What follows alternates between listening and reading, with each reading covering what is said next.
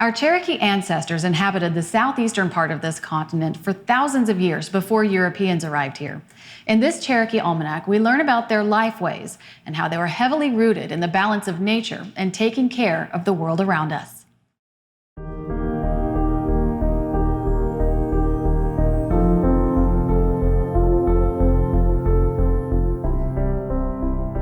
Before Europeans arrived on this continent, Cherokee people inhabited a vast swath of land in the southeast and had done so for thousands of years. Nestled in the heart of this territory, the Katua Mound is a sacred site. Some say it's the mother town and place of origin for all Cherokee people.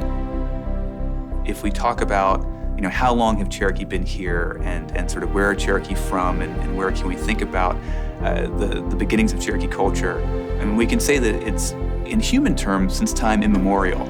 Cherokee have always been here. And from a traditional Cherokee perspective, Katua is a place of emergence, and that's where Cherokee are from. If we think about it as an archaeological site, it's an occupation that goes back there thousands of years to the Archaic period. Katua is a mother town, but there were hundreds of other town sites dotted across the southern Appalachian region. Lower towns, middle towns, out towns, valley towns, and overhill towns. Each one at the base of hills or mountains alongside a water source and centered around a council house. The council house was a place for the community to gather and make important decisions, and it was a place to hold ceremonies which Cherokees held and still hold today for many different occasions. Within that townhouse is a hearth, which contains a sacred fire, a fire that was kept burning year-round. Every year at ceremonies like the Green Corn Ceremony, the fires from houses at Katua and houses surrounding Katua, the individual people's houses, would be extinguished and then relit with fire taken from the sacred fire within the townhouse at Katua.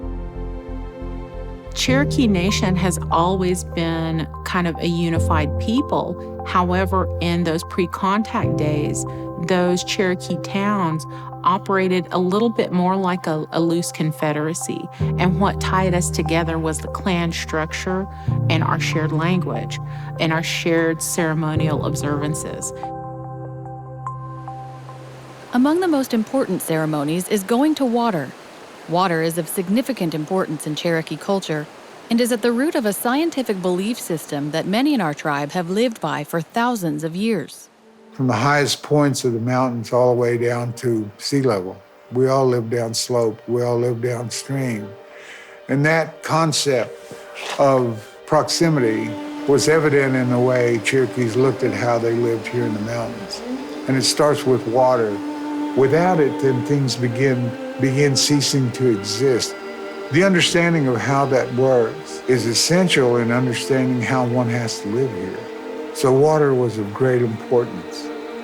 Every stream, every spring, every river, every branch, every form of running water that exists in the mountains was extremely important and was also considered sacred. With fresh water always nearby, Cherokee people developed and perfected our own types of agriculture. We foraged, grew, and hunted food, but were always guided by a commitment to the balance of nature. In fact, when Europeans first arrived in Cherokee territory, they recorded a pristine forest, untouched except by the hand of God.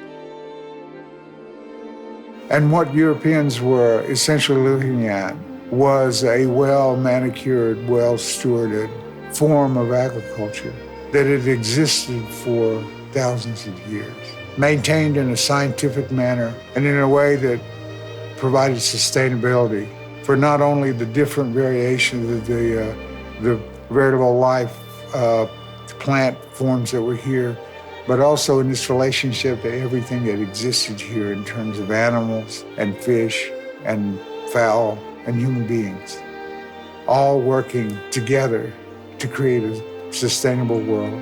The idea of having responsibility to our environment and trying to make it as sustainable as possible, and having a structure, a tribal structure and a cultural structure that made that possible. Cherokee women played a major role in that tribal structure. In fact, most decisions were heavily influenced by women. Women had voices in political leadership. There was a women's council. In addition, Cherokee's social organization was very oriented to the clan structure. And the clan structure is matrilineal, which means that you get your clan from your mother. And that clan structure, it governed everything. We can think about the houses within a village and the gardens near those houses, which are producing, most of your food for just basic subsistence. That's really being managed and controlled by women and women's family, and houses and gardens are considered, women's property. The balance of contributions by women and men was very important, with men spending a lot of time outside their village. Men in their prime years doing things like, hunting, trading, maintaining border lines, maintaining communication with other villages. But as Europeans began to arrive in Cherokee territory with their opposing values about gender roles and land, everything about our tribe's way of life began to change.